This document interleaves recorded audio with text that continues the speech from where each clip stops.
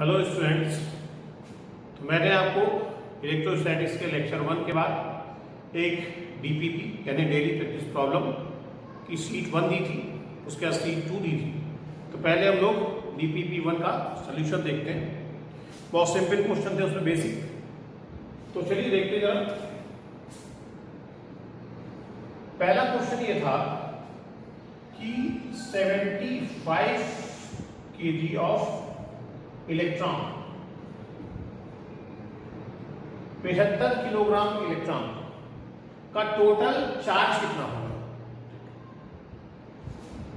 तो पहला क्वेश्चन था find the total charge of 75 kg of electron.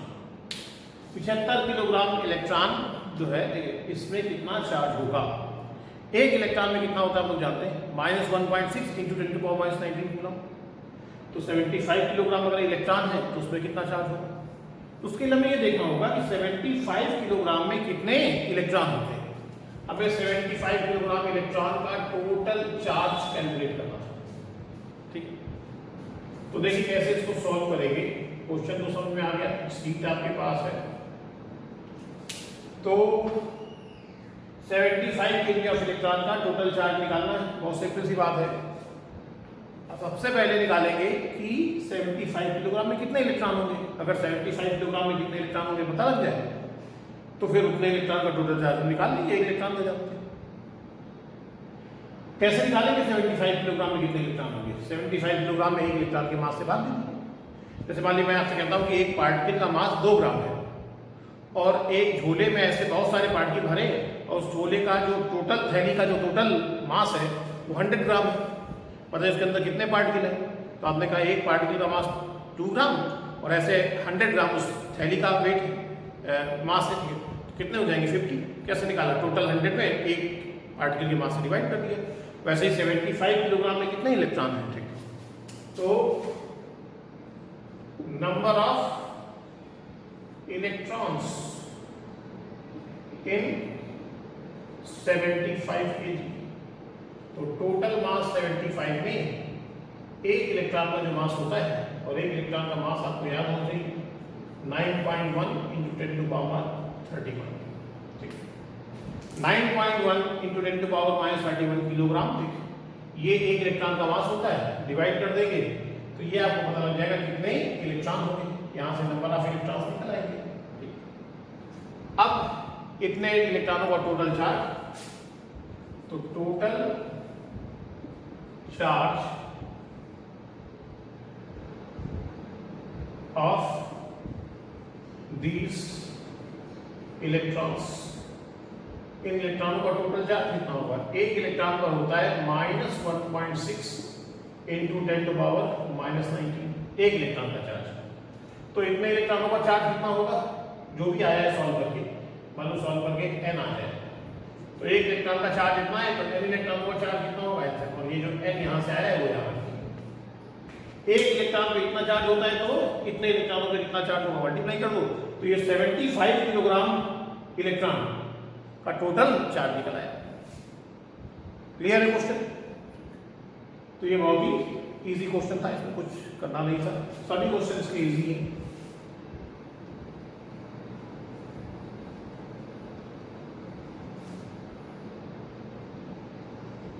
अगला जो क्वेश्चन था वो था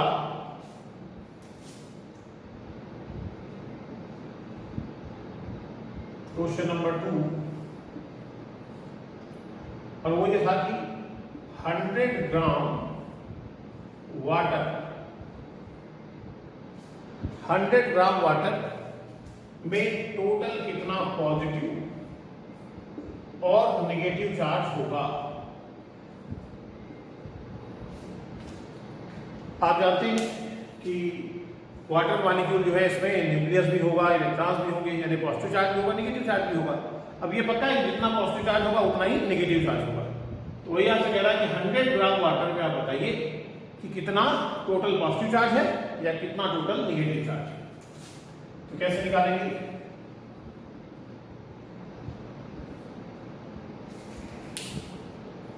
सबसे पहले हमें निकालना होगा कि 100 ग्राम में वाटर के कितने मॉलिक्यूल होंगे। क्योंकि हमें पता है कि इसके एक मॉलिक्यूल में वाटर का सिंबल होता है H2O, ठीक, ये इसका सिंबल होता है। तो नंबर ऑफ इलेक्ट्रॉन्स, और ये भी ध्यान देते हैं इलेक्ट्रॉन और उतने प्रोटॉन होंगे।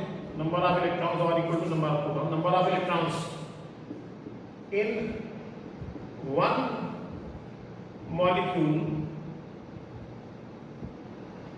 Of H2O। H2O के एक मॉलिक्यूल में कितने इलेक्ट्रॉन है, कितने प्रोटॉन होंगे? तो आप जानते हैं इसमें एक ऑक्सीजन का एटम है। ऑक्सीजन का जो परमाणु क्रमांक होता है, एटॉमिक नंबर, वो 8 होता है। एटॉमिक नंबर 8 होने के बाद उसमें 8 प्रोटॉन होंगे, 8 इलेक्ट्रॉन होंगे। तो ऑक्सीजन के एक एटम में 8 इलेक्ट्रॉन और 8 प्रोटॉन होंगे। और हाइड्रोजन का सिंबल होता है 1H1, यानी उसके एक एटम के अंदर एक इलेक्ट्रॉन होगा और एक ही प्रोटॉन होगा। लेकिन इसमें H2 दो हाइड्रोजन एटम है, तो 2 इसके इलेक्ट्रॉन हो गए और 8 इसके इलेक्ट्रॉन हो गए, यानी टोटल 10 इलेक्ट्रॉन होंगे। तो एक वाटर मॉलिक्यूल के अंदर 10 इलेक्ट्रॉन होते हैं और उसकी मॉलिक्यूल न्यूट्रल होता है, तो इसलिए 10 प्रोटॉन भी होंगे। तो हमें यह पता है कि एक मॉलिक्यूल के अंदर इतने होते हैं, और निकालना क्या है, 100 ग्राम में कितने होंगे। तो 100 ग्राम में पहले कितने मॉलिक्यूल होंगे ये पता किया जाए। Number of molecules present in 100 gram water. 100 gram water में कितने मॉलिक्यूल्स जो है वो प्रेजेंट होंगे, वो निकाला जाए। अब ये कैसे निकालेंगे?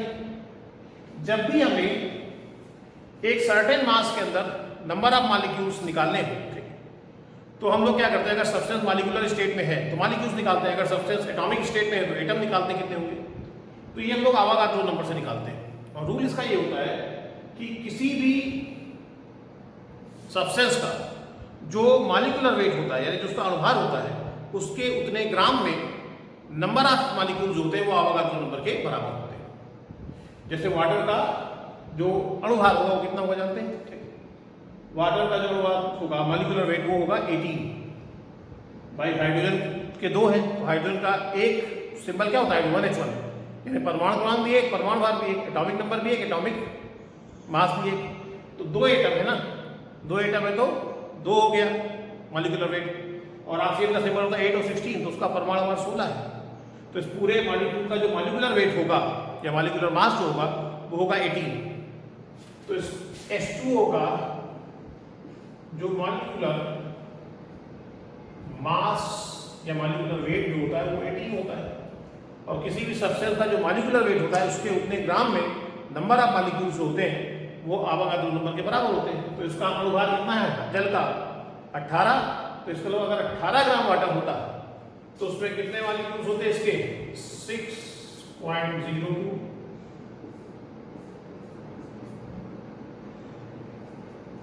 Into 10 to power 23। किसी तत्व का जो अणुभार होता है उसके उतने ग्राम में अणुओं की संख्या आवागाद्रो संख्या के बराबर होती है। जो भी मॉलिक्यूलर वेट होगा उसके उतने ग्राम में नंबर ऑफ मॉलिक्यूल्स आवागाद्रो नंबर के बराबर। वाटर का क्या होता है 18, तो 18 ग्राम में कितने होंगे, तो 1 ग्राम में कितने होंगे 180, और 1 ग्राम में कितने होंगे तो 100 ग्राम में कितने होंगे 100 से मल्टीप्लाई होगी। जब आप इसको 100 से मल्टीप्लाई कर देंगे तो 6.02 इंटू 10 टू पावर 25 अपॉन 18 आ जाएगा। क्लियर है? इतने मॉलिक्यूल हैं 100 ग्राम वाटर में, इतने मॉलिक्यूल हैं तो कितने प्रोटॉन होंगे और कितने इलेक्ट्रॉन होंगे। एक मॉलिक्यूल के अंदर 10 होते हैं, तो इतने मॉलिक्यूल के अंदर कितने होंगे, 10 से मल्टीप्लाई कर देंगे। सो टोटल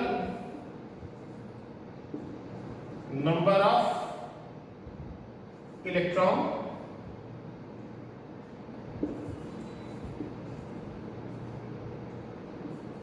और proton in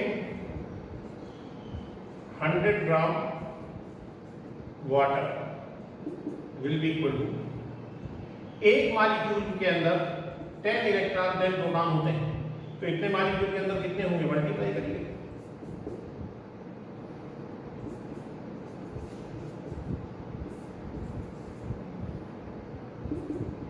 6.02 into 10 to power 26 upon 18।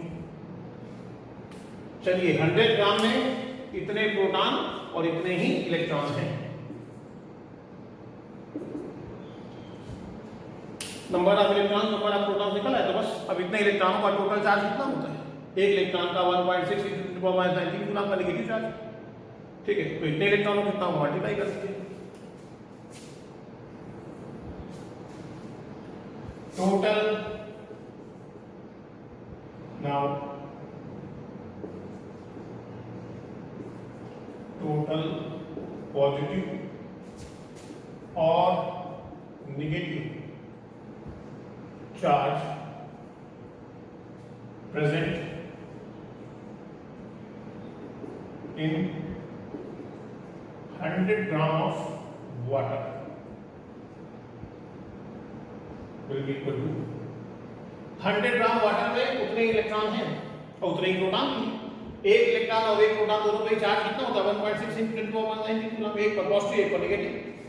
तो एक इलेक्ट्रॉन या एक प्रोटॉन होता तो 1.6 × 10⁻⁹ कूलम का चार्ज होता। ठीक है, इतने हैं तो कितना चार्ज होगा? 6.02 into 10 to power 26 upon 18। इसको सॉल्व कर लीजिए। इतने कूलम जो भी यहां से आ जाएगा, इतने कूलम का पॉजिटिव चार्ज भी होगा 100 ग्राम वाटर में और इतने ही कूलम का नेगेटिव चार्ज भी होगा। क्लियर है क्वेश्चन एकदम? समझ में आया आपको? कूलम्स लगवा के जब सवाल आप लगाएंगे तो उसमें इन सब चीजों का यूज होगा। तो इसको आप अच्छे से सीखें, समझ में आ गई होगी बात। सबसे पहले हमें निकालना है 100 ग्राम वाटर में कितने मॉलिक्यूल होंगे। तो इसके लिए रूल याद रखिए कि किसी भी सब्सटेंस का जो मॉलिक्यूलर वेट होता है, जो अणुभार होता है, उसके उतने ग्राम में number of molecules Avogadro number के बराबर होते हैं। वाटर का कितना होता है? 18। तो 18 ग्राम में इतने होंगे। अवोगाड्रो नंबर तो आप जानते ही होंगे।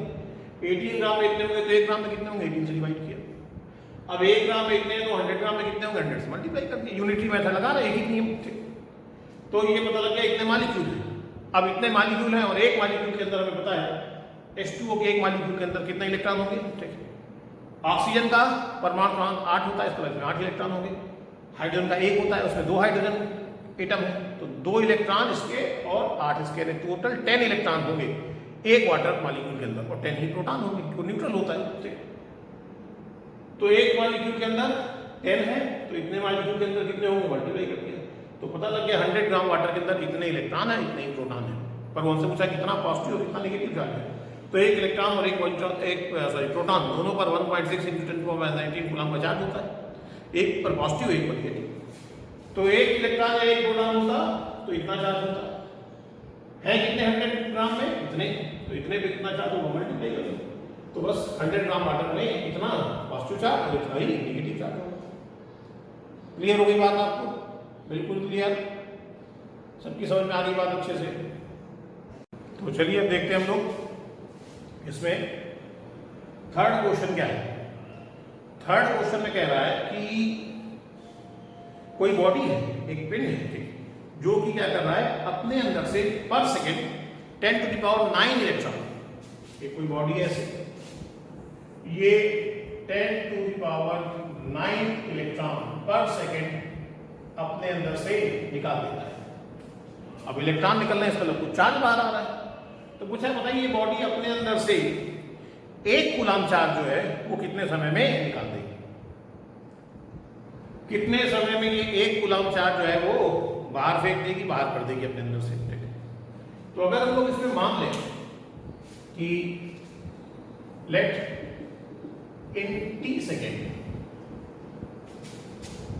body will gives out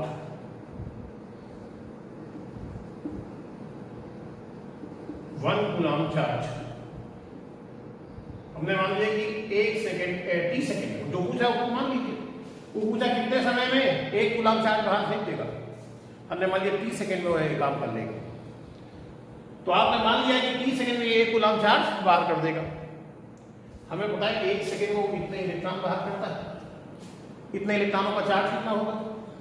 एक इलेक्ट्रॉन पर चार्ज होता है 1.6 × 10⁻⁻19 कूलम।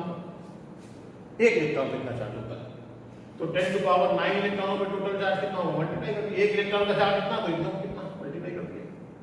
तो ये 10⁹ इलेक्ट्रॉनों का टोटल चार्ज आ गया। और उतने इलेक्ट्रॉन तो 1 सेकंड में निकलते हैं, यानी बॉडी से 1 सेकंड में इतना चार्ज निकलता है। अब 1 सेकंड में अगर इतना चार्ज निकलता है तो t सेकंड में कितना चार्ज निकलेगा? इनटू t से मल्टीप्लाई कर दिया। तो आपके हिसाब से उस बॉडी से t सेकंड में इतना चार्ज निकल रहा है, पर आपने तो माना है t सेकंड में 1 कूलम चार्ज निकल जाएगा, तो उसको लगे t सेकंड कितना चार्ज निकला है, ये 1 कूलम के क्या होगा? बराबर होगा। बराबर कर दीजिए। तो t इक्वल टू 1/1.6 × 10⁻⁻10 1.6 × 10⁻⁻10 ये मल्टीप्लाई हो जाएगा ना, और 10 की पावर से ऊपर जाएगा 10 की पावर +10 हो जाएगा। 10 की पावर +10 को हमने 10 × 10⁻9 लिख दिया, 1.6 को इधर ले लिया।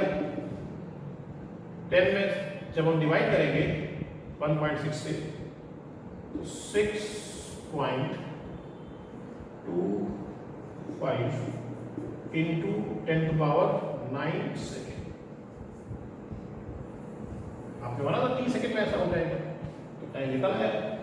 अब आप इसको चाहे तो 6.3 × 10⁻9 सेकेंड लिख लीजिए, या 6.25 × 10⁻9 सेकेंड। इतने सेकेंड में बॉडी से 1 कूलम चार्ज जो है वो बाहर निकल आएगा। बोलिए, क्लियर है सवाल ये?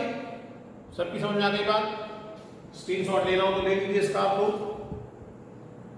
तो चलिए देखते हैं हम लोग फोर्थ क्वेश्चन।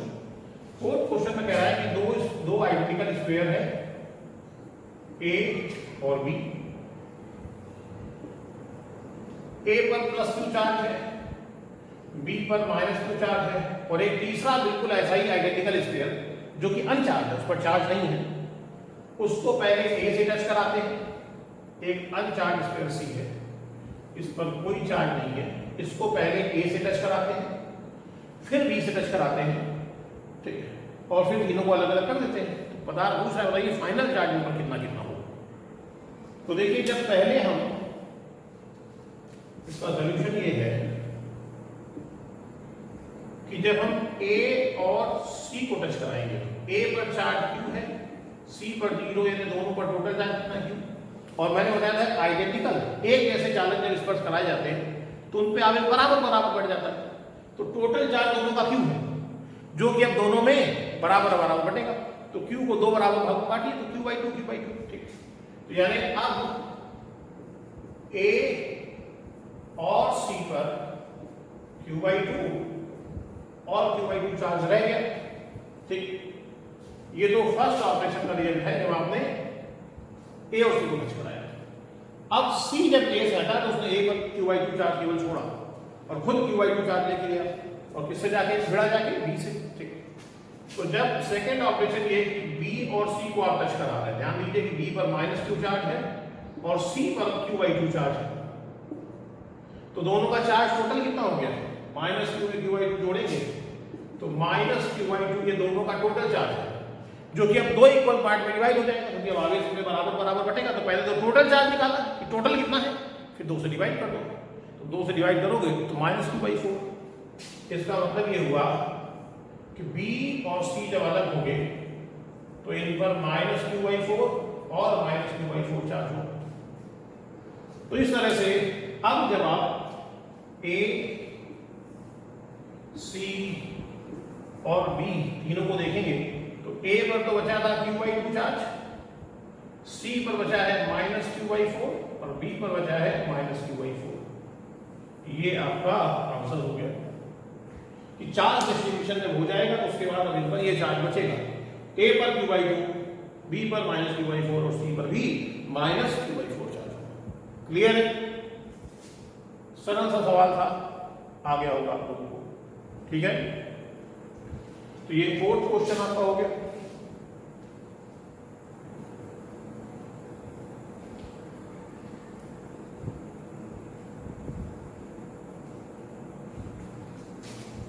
अब देख लेते हैं इस डीईटी का आखिरी सवाल।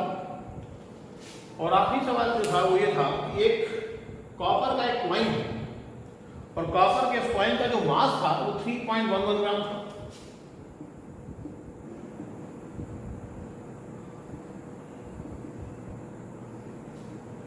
और आपको बताना था कि इसके अंदर टोटल कितना पॉजिटिव चार्ज होगा और टोटल कितना नेगेटिव चार्ज होगा। जबकि कॉपर के लिए आपको जेड यानी एटॉमिक नंबर परमाणु क्रमांक दिया गया था 29 और उसका एटॉमिक वेट परमाणु भार दिया गया था 63.5। तो चलिए देखिए कैसे निकालेंगे। अगर इसका परमाणु क्रमांक 29 है तो आप जानते हैं किसी भी तत्व का किसी भी एलिमेंट का जो एटॉमिक नंबर होता है, जो परमाणु क्रमांक होता है, उसमें उतने ही इलेक्ट्रॉन उतने ही प्रोटॉन होते हैं। तो इसके एक एटम के अंदर 29 इलेक्ट्रॉन और 29 प्रोटॉन होंगे। अब क्वेश्चन ये कि जो कॉइन है, जो पेनी है, उसका मास तो इतना है, तो इतने ग्राम में कितने एटम होंगे। अब इस बार हमें इतने ग्राम में एटम की संख्या निकालनी है। तो इसके लिए भी याद रखिए कि किसी तत्व का जो परमाणु भार होता है, उसका जो एटॉमिक वेट होता है, उसके उतने ग्राम में नंबर ऑफ एटम्स जो होते हैं। किसी तत्व का जो अणुभार होता है उसके उतने, किसी भी सब्सटेंस का जो अणुभार होता है, जो मॉलिक्यूलर वेट होता है, उसके उतने ग्राम में नंबर ऑफ मॉलिक्यूल्स आवागाद्रो नंबर के बराबर होते हैं। और किसी एलिमेंट का जो एटॉमिक नंबर होता है, किसी तत्व का जो परमाणु क्रमांक होता है, उसके उतने ग्राम में परमाणुओं की संख्या, नंबर ऑफ एटम जो होती है, वो आवागाद्रो नंबर के बराबर होती है। तो इसने कॉपर का आपको दिया है 63.5 परमाणु भार, ये है उसका मास नंबर, ठीक है 63.5 एटॉमिक वेट है ये उसका। और किसी तत्व का जो एटॉमिक वेट होता है, ठीक है, उसके उतने ग्राम में परमाणु संख्या आवागाद्रो संख्या बराबर होती है। तो नंबर ऑफ